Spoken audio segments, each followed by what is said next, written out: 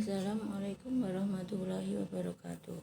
Pada pertemuan kali ini kita akan membahas tentang struktur teks cerita fantasi atau teks narasi.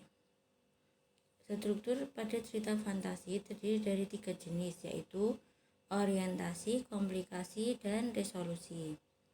Orientasi berisi pengenalan latar, tokoh, serta konflik yang dapat dikembangkan dengan deskripsi latar, pengenalan tokoh, dan pengenalan konflik.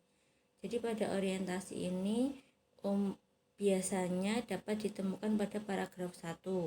Kalian bisa menemukan tentang latar serta pengenalan latar serta pengenalan tokoh. Yang kedua, komplikasi, berisi tentang sebab munculnya suatu permasalahan hingga masalah memuncak, di mana komplikasi tersebut dikembangkan dengan cara pengenalan tokoh lain, mengubah latar, atau menembus ke zaman yang berbeda.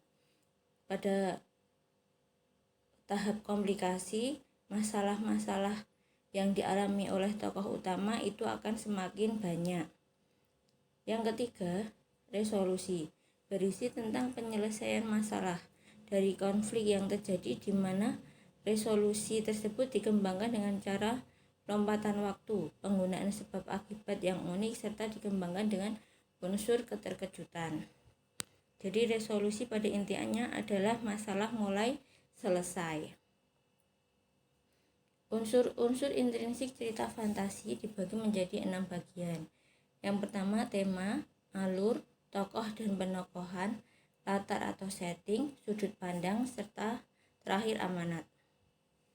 Tema yaitu ide yang paling mendasar yang menjadi acuan untuk mengembangkan suatu cerita.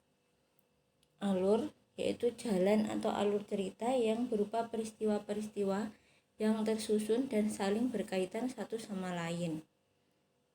3. Tokoh dan penokohan, yaitu karakter dari pemeran atau pelaku di dalam suatu cerita. 4. Latar, yaitu tempat, waktu, serta suasana yang menjadi latar belakang suatu cerita. 5. Sudut pandang, yaitu posisi pengarang dalam membacakan suatu cerita. 6. Amanat, yaitu pesan yang ingin disampaikan oleh penulis di dalam cerita dan penokohan. Alur teks cerita fantasi dimulai dari awal, klimaks, dan akhir. Bagian awal berisi latar, menggambarkan tentang latar tempat, waktu, atau suasana.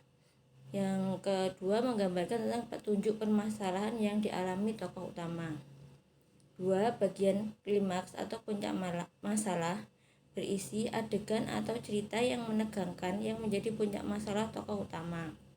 3. Bagian akhir berisi amanat akhir cerita yang dialami oleh tokoh utama.